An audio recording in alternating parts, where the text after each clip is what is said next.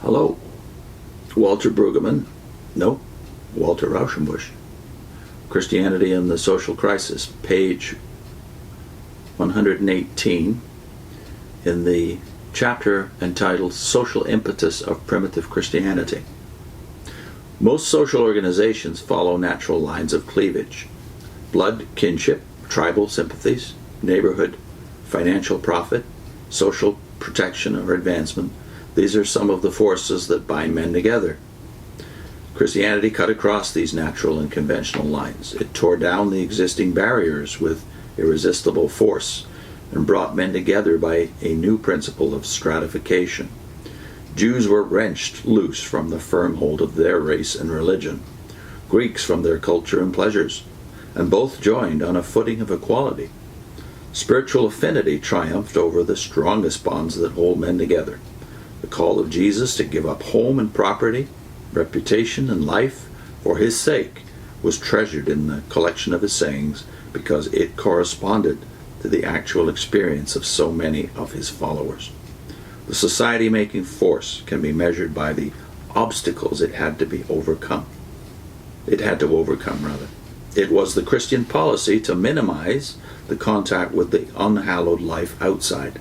It was this withdrawal which evoked so much hatred and resentment and brought on the Christians, as on the Jews, the charge of odium generis humani, which is roughly translated a general hatred for humankind. But within the charmed circle of the Christian name, the love was all the more intense. Its strength was novel, inexplicable, and awakened sinister suspicions in outsiders.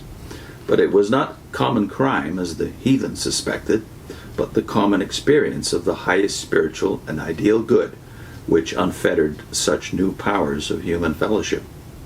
Faith in a common Father made men brothers. When men had vowed allegiance to the same Master, had felt the inward compulsion of the same divine Spirit, and looked forward intently to the same great consummation in the return of Christ, all the old distinctions were puerile and outworn, and they locked hands as Christian brothers. The natural desire for social intelligence and intercourse, the inborn craving of man for man, was spiritualized, ennobled, and intensified by being put on such a basis. The fact that such a society was possible at all is splendid testimony to the good in man. The strength of its cohesion is prophetic of what human society may come to be when its higher dormant faculties are called into action. The churches of the first generation were not churches in our sense of the word. They were not communities for the performance of a common worship, so much as communities with a common life.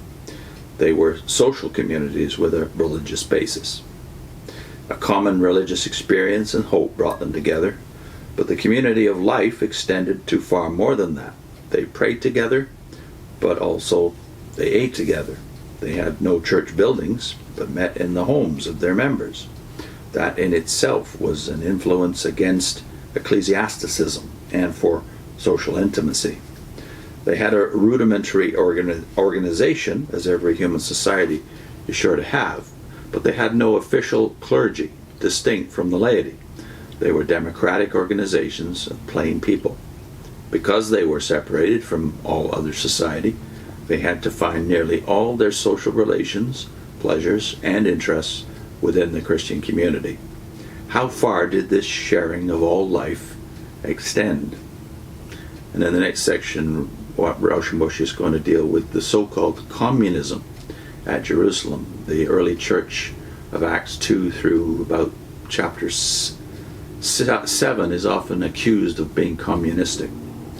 What's the truth about it? So Rauschenbusch deals with that next time, and I'll put a link into Martin Hengel's discussion of property, land, and equality in ancient Israel.